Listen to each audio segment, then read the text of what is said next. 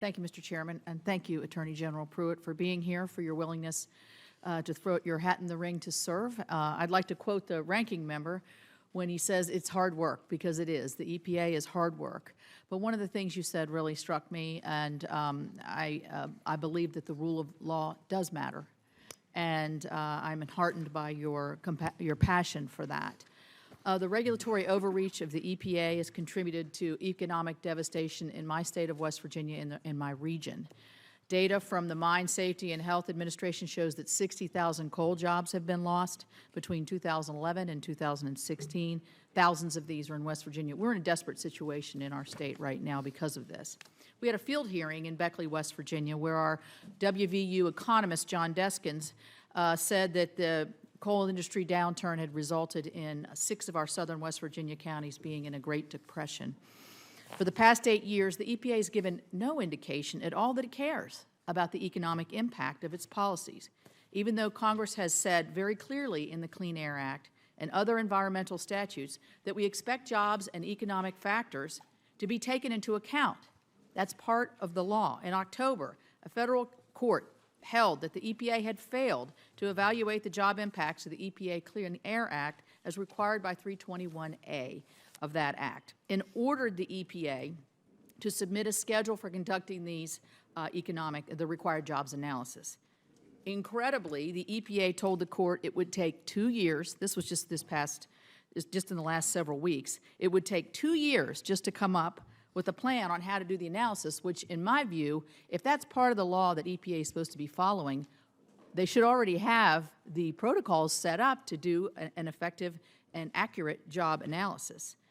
So the court responded like this. This response is wholly inefficient, unacceptable, and unnecessary. It evidences the continued hostility on the part of the EPA to the acceptance of the mission established by Congress.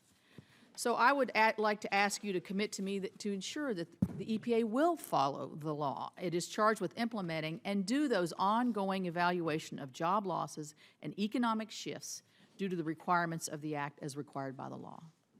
Senator, as you indicated, I really believe that it's important that rule of law is adhered to because it inspires confidence in those that are regulated.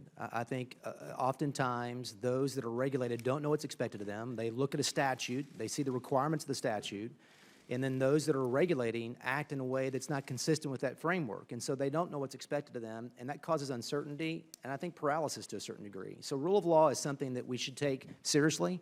It's been at the heart of the litigation that we have initiated as a state. A lot of times these cases, as we were talking earlier with Senator Carper, there's a policy or a political kind of a tension that's drawn to it, but it really is about process and rule of law and making sure that the framework that this body, Congress, has established is respected and enforced. And so I appreciate your comments.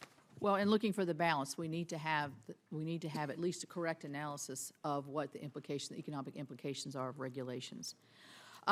It is so important and critically important that we enforce our environmental laws and to keep our air clean and get it cleaner and protect our waters.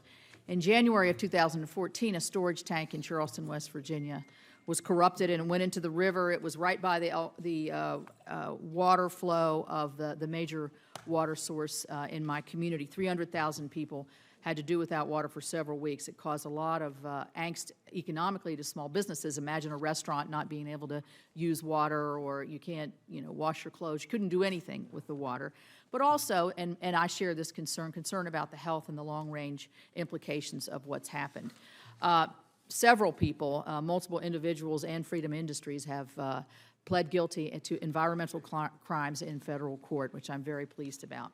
So let's talk about TSCA, because in TSCA I was able to support a provision that would say that if you're storing in close proximity to drinking water, you have to take that into consideration when you're reviewing potentially hazardous chemicals.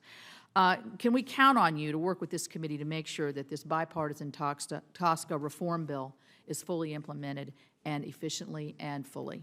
I'm absolutely, Senator. In fact, I would commend the work of this committee with Senator Inhofe's leadership in passing that update to the TSCA legislation.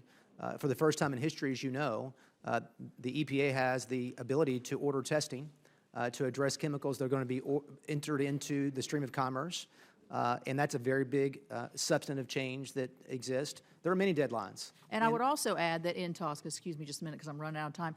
In Tosca, we actually expanded the EPA's reach. So when you're asked if you're wanting to get rid of the EPA or it doesn't have a value, I voted to expand that reach of EPA to make sure that I have clean water, and then a spill happens in a community around this country, what's happened in Flint, Michigan, doesn't have the far-reaching implications that it does. Thank you very much. Thank you, Senator.